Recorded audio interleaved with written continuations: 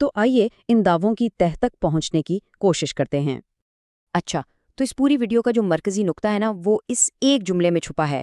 انہوں نے پورے امریکہ کو ایک کسینو میں بدل کے رکھ دیا ہے۔ اور سچ پوچھیں تو یہی وہ بڑا الزام ہے جس کو ہم آج کھول کر دیکھیں گے۔ تو پہلا سیکشن، کسینو کا الزام۔ یہاں ہمارا مقصد صرف یہ ہے کہ ہم غیر جانبداری سے وہ کہانی سب کے سامنے رکھیں جو اس ویڈیو میں بتائی جا رہی ہے، یعنی کہ کیسے ایک سیاسی خاندان مبینہ طور پر ملک کی طاقت کو اپنے ذاتی مالی فائدے کے لیے استعمال کر رہا ہے۔ تو آئیے اس الزام کو ذرا مزید گہرائی سے سمجھتے ہیں۔ کہا یہ جا رہا ہے کہ ملک کے جو سب سے حساس فیصلے ہیں نا، انہیں ایک بہت بڑے جوئے کے موقع کے طور پر دیکھا جا رہا ہے۔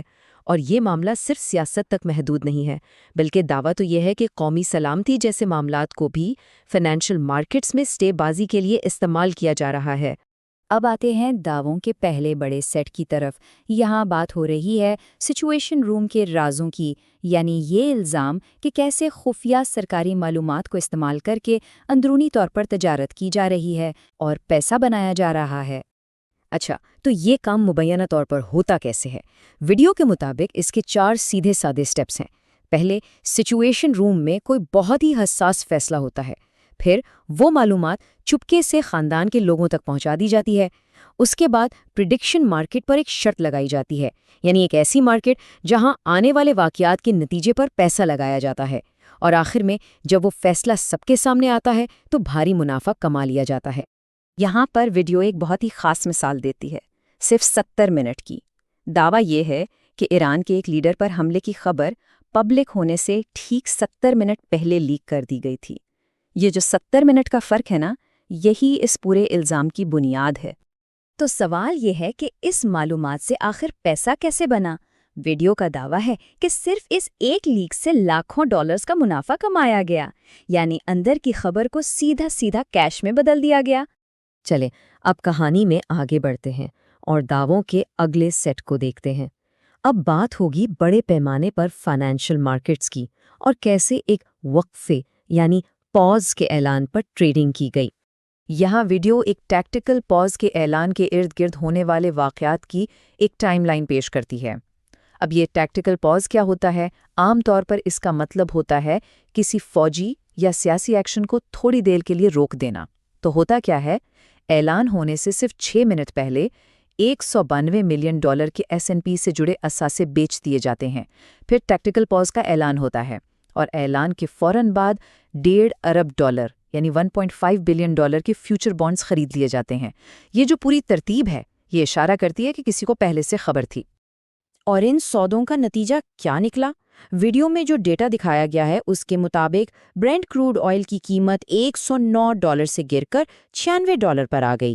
دوسری طرف سٹاک مارکیٹ 4 پوائنٹس اوپر چلی گئی۔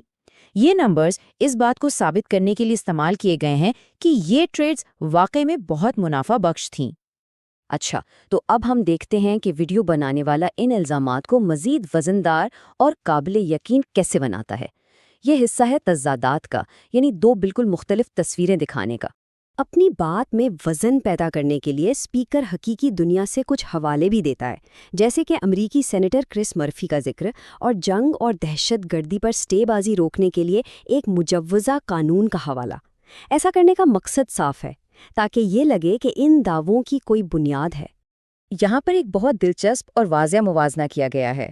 ایک طرف ملزم خاندان کو ٹھگ اور ایسے جواری کہا گیا ہے جنہوں نے پاس ہونے کے لیے پیسے دیے ہیں، اور دوسری طرف ایرانی قیادت کی تعلیم کو نمایاں کیا گیا ہے کہ ان کے پاس تو مغربی فلسفے اور سیاسیات میں PhD کی ڈگریاں ہیں۔ یہ موازنہ دراصل اس پورے معاملے کو ایسے پیش کرتا ہے جیسے یہ ان پڑھ ٹھگوں اور بہت پڑھے لکھے لوگوں کے درمیان کی جنگ ہو۔ اب ہم اس ویڈیو کی دلیل کے بالکل اختتامی حصے کی طرف آ رہے ہیں۔ یہاں بات صرف پیسوں کی کرپشن سے آگے بڑھ کر قومی پہچان اور اقدار تک پہنچ جاتی ہے، یعنی طاقت کی اصل کرنسی کیا ہے۔ اور ویڈیو کا جو مرکزی پیغام ہے وہ اس ایک جملے میں ہے: ایک عظیم طاقت کی اصل کرنسی اس کی اقدار اور اس کا وقار ہوتی ہے۔ مطلب یہ کہ اس مبینہ کرپشن کی جو اصل قیمت چکانی پڑ رہی ہے وہ صرف ڈالرز میں نہیں ہے۔ اور آخر میں ویڈیو بنانے والے کا کہنا یہ ہے کہ یہ جو کچھ بھی ہو رہا ہے نا، یہ دراصل کسی بھی ملک کی طاقت اور دنیا میں اس کی عزت کی جڑوں کو کھوکھلا کر رہا ہے۔ یہ ایک طرح سے قومی کردار کی تباہی کی وارننگ ہے۔ تو ہم اس بات چیت کو اسی ایک سوال پر ختم کرتے ہیں جو اس ویڈیو کی پوری دلیل کا نچوڑ ہے۔ آخر کسی بھی قوم کی طاقت کا اصل پیمانہ کیا ہوتا ہے؟